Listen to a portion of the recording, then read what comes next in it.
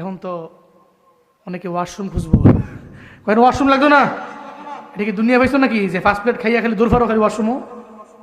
না না, এটা দুনিয়া না, এটা আখিরাত, জান্নাত। সুবহানাল্লাহ পড়বেন না? হ্যাঁ, একটা ঢেকুর তুলবে, একটা ঢেকুর তুলবে, ঢেকুরটা তুলতে দেরি তার পুরোটা পেট আল্লাহ পাক আবার আগের জায়গায় ফিরিয়ে নিয়ে যাবে, পুরো পেট আবার খালি হয়ে যাবে। পড়েন সুবহানাল্লাহ। ঢেকুরটা দুর্গন্ধযুক্ত নয়, দুনিয়াবি ঢেকুর তো হয় দুর্গন্ধযুক্ত, খাবারের আইটেম অনুযায়ী ঢেকুর হয়।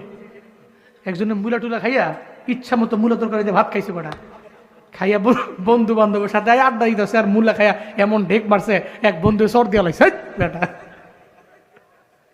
কি খাইয়া ইসু না খাইয়া ইসু, কি ঢেক দিছ না, কয়েকটা তো হিডেই বলা, হিডেই দিতা, এমন এক ঢেকুর দিছ মনে হয় আমার রুটু বাড়ি যাবো। হ্যাঁ, এ দুনিয়াবি ঢেকুর দুর্গন্ধযুক্ত। জান্নাতি ঢেকুর কেমন হবে? নবী, মদিনার নবী বলেন, মেশকে আম্বরের যে ঘ্রাণ, এর চাইতেও আরো সুগন্ধিযুক্ত ঢেকুর জান্নাতি একটা মানুষ তুলবে। আর ঢেকুর তুলতে দেরি তার সমস্ত পেটের ক্ষুধা সবগুলো পেটে খাবার হজম হয়ে যাবে, আবার আগের মতো ক্ষুধা লেগে যাবে। পড়েন সুবহানাল্লাহ।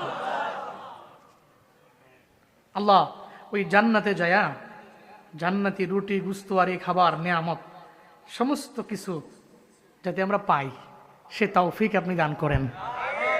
আরো জোরে পড়েন আমিন। মালিক তুমি জান্নাতে,